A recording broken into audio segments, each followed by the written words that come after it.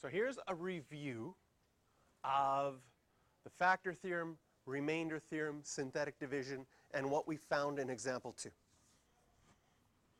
So if you're dividing by x plus 1 in A, if you plug in the opposite side, p of negative 1, and get a remainder of 0, a remainder of 0 means that that's a factor. If you get any other remainder, it's not a factor. So the fact that we got a remainder of 0, that means it's a factor. The other way we could find out if it's a factor or find out if the remainder is 0 is with synthetic division. So I did the synthetic division here, and this is where I'm going to show you something at the end of reviewing this as well. So here's our synthetic division, and the new thing that I'm going to show you off to the side here is the division statement. So I've labeled p of x, so I can write p of x again. I was dividing by x plus 1, and I got as an answer x squared minus 7x plus 12. So I'm just going to write that there temporarily. That's our division statement. Usually your division statement has plus the remainder, but what's our remainder? 0. So we can just write it like this. That was part A. In part B, we did the same thing with x minus 3. X minus 3 was a factor.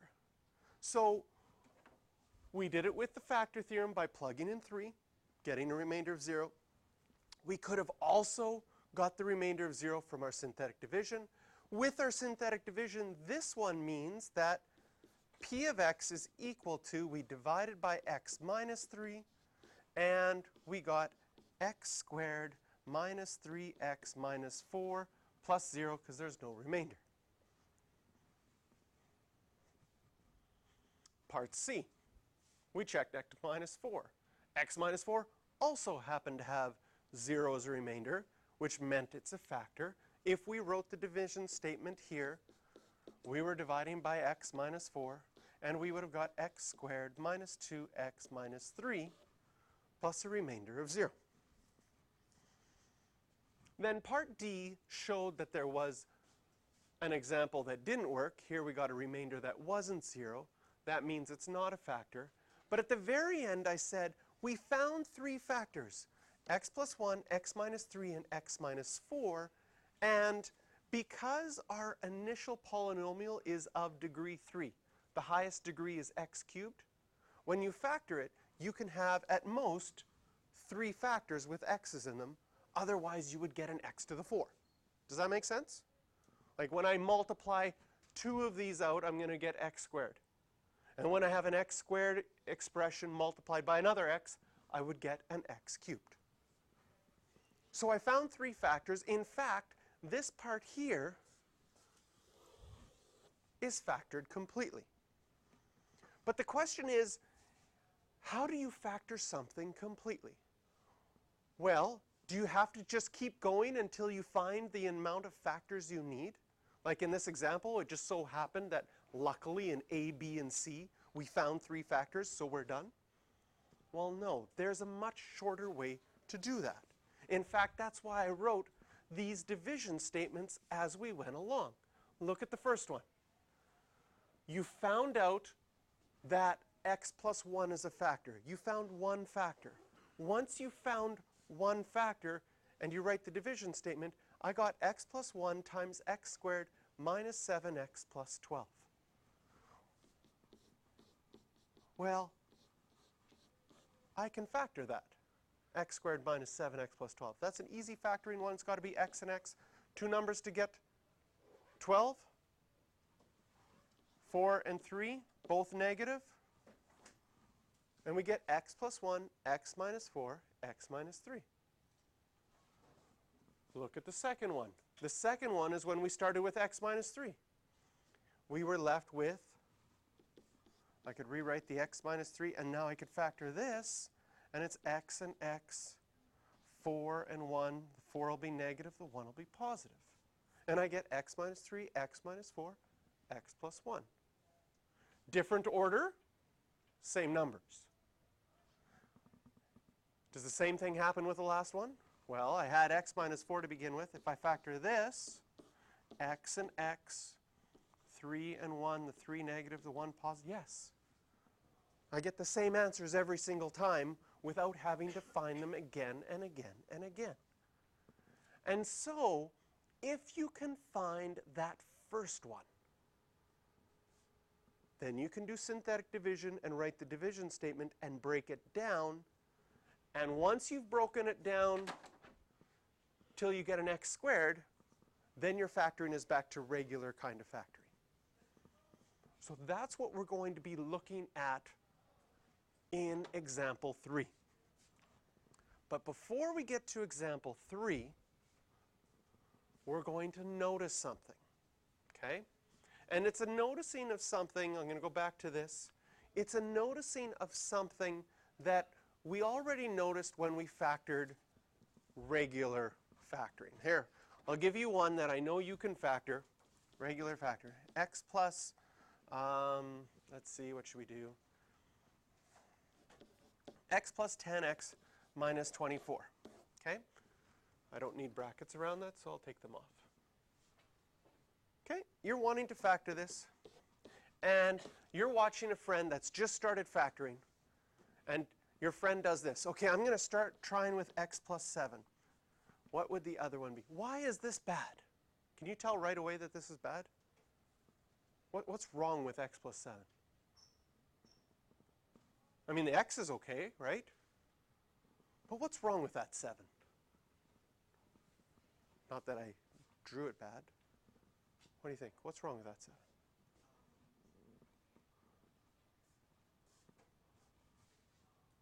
Why do I know that this won't work? You can't put a number there that makes it equal to 24, right? So 7's not, you don't even try 7, right? You'd right away only try numbers here, right, that make 24. You'd try 4 and 6. You'd try 2 and 12, 1 and 24. Those would be possibilities. But you never try 19, because 19 never multiplies nicely to make 24. Look at our last numbers here. And look at our last number there. The same concept applies even when you're multiplying more than one thing. Could I ever have an x plus 7? No. Why? Because 7 never multiplies nicely to get 12. 1's a possibility. 3, 4, 2, 6. Those could have been possibilities. And so if we look at the last term, the constant term, the term without any x's, they will tell us hints about the last numbers here. And this is called the factor property, which is at the bottom of your next page.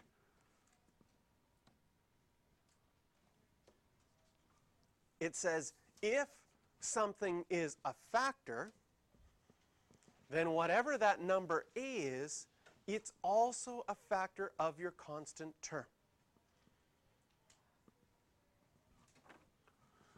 So here they have an example, x cubed plus 2x squared minus 13x plus 10. Notice the 10.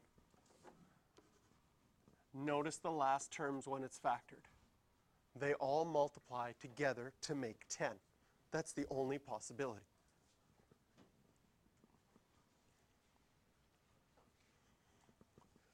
What that's going to do is that's going to give us a hint for our factor theorem.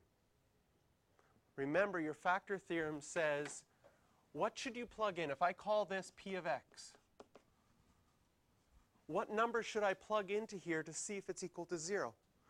Since my last number is 10, I could try plus or minus 1, plus or minus 2, plus or minus 5, plus or minus 10. And if one of them makes a remainder of 0, then I found one factor. I can use synthetic division, write my division statement, and then solve from there. So, example 3. What we're going to start off with example 3, it says factor fully. Okay? Here's our steps.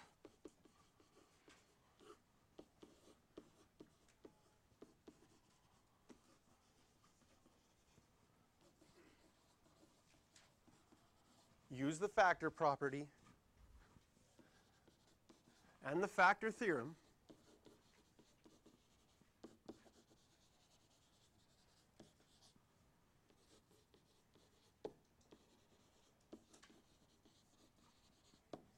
to find one factor. We first have to find one factor that works.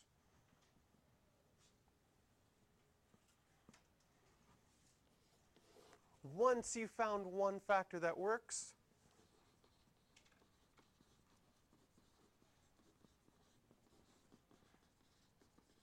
use synthetic division or long division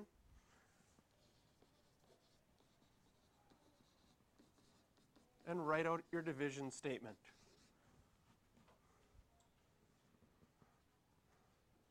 Of course, the remainder will be 0.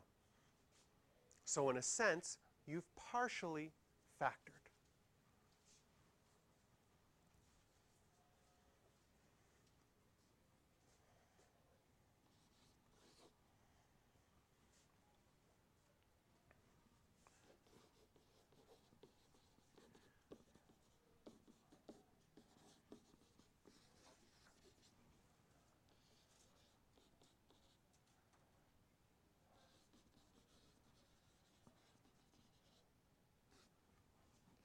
And then we'll repeat this until you get an x squared expression. And the reason we stop there, because then you can factor normally after that. So we'll use our factor property to find one factor. Use synthetic division to write our division statement. And then we'll repeat this. We might have to do this process over and over and over again until we finally get a division statement that just has an x squared. And if we have a division statement that just has an x squared, then we're fine because we can factor that normally. The easy ones are like this. They start with an x cubed. So here, factor fully. The factor theorem and the factor property says, look at your last number. It's a 2. What are numbers that nicely multiply to get 2? 1 and 2. So we try one. Okay? We try, okay, again, above this, say, let p of x equal. So try p of 1. What happens when you plug in 1? You would get 3 minus 4 minus 5 plus 2 equals negative 4. I'm actually glad we started with one that didn't work. What does this mean? This means x minus 1 is not a factor. Whenever I'm doing the factor property and the factor theorem, I always start with my 1s, positive 1 and negative 1. Why? The mental math is just so much easier. Negative 1 plugging in is a little bit more difficult. Negative 1 cubed is negative times 3, so it'll be negative 3, still minus 4, then plus 5, then plus 2, and sure enough here, we found one. So using the factor theorem with 1 and negative 1, the mental math is really easy. And we just found out that x plus 1 is a factor. That's step 1. Use your factor theorem and your factor property until you find one factor that works. Once you've found that factor that works, step 2, I'll switch colors here. Step 2, set up your synthetic division. We're dividing by x plus 1, so I put a minus 1 out in front. 3, negative 4, negative 5, 2. Bring down the 3. multiply, add, multiply, add, multiply, add. And this is key. We needed that remainder still to be 0. Otherwise, we would have made a mistake. Okay, one thing that I didn't say out loud, when I did my synthetic division, you didn't realize I checked to make sure these were in the right order, right? The setup is important. I checked to make sure no degree was missing. Because if there was an x missing, you'd have to include a 0. Okay? Sometimes math teachers like me are bad for that. We do all these things in our head, and we don't show them or say them to you. And then you sometimes don't realize, oh, because later on there's going to be a question. You have to check those things. And if you don't, it's going to screw it up. And you won't find that out, right? Because your math teacher skipped over it so quickly because they did it in their head. So yes, I did check that it was in the right order and that no zeros needed to be there. And now I can write my division statement. This is where it's really nice that at the beginning I said, let p of x equal. Because then I don't have to rewrite the whole thing. If you forget that, it's an E error because you've introduced a variable without defining it. So it's really important if you're going to use p of x that at the beginning you say let p of x equal. So p of x is equal to, our factor was x plus 1. Our division statement, what are we left with? 3x squared minus 7x plus 2 and a remainder of 0. So we've done our factoring. And now we've got a new thing that we have to factor. Step 3 says repeat until you get an x squared expression. We already got an x squared expression. So now we can just continue and factor the rest. X plus 1. And this will be 3x and x. To get 7, I would want my outside to be 6, my inside 1. Both negative, negative 6 minus 1, negative 7.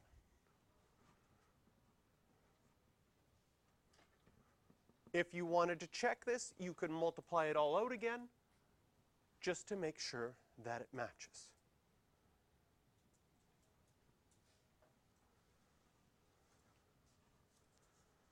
Okay, so questions 5, 11, 9 in this order, and 10b. And I think it's question